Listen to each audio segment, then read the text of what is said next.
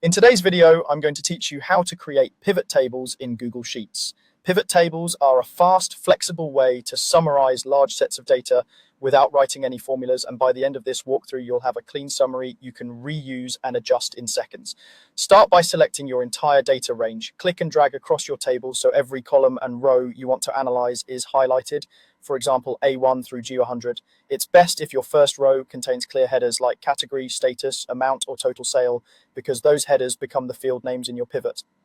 Once everything is selected, go to the top menu and choose Insert, then Pivot Table. When prompted, pick New Sheet. Creating the pivot on a new sheet keeps your summary separate from the raw data, makes it easier to read, and helps prevent accidental edits to your original table.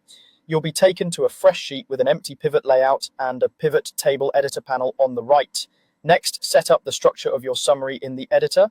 Under Rows, click Add and choose a categorical field such as category or status.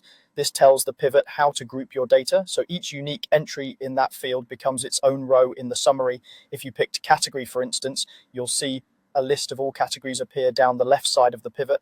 This is the backbone of your report and defines the buckets your numbers will roll up into. Now add the numbers you want to calculate. Under Values, click Add and select a numeric column like amount or total sale.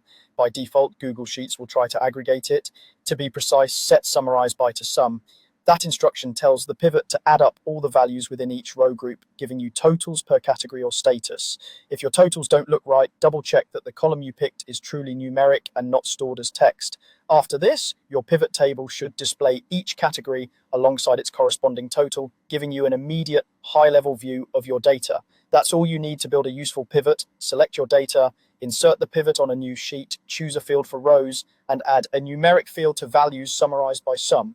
From here, you can adjust the chosen fields at any time to answer different questions, all without changing your original data.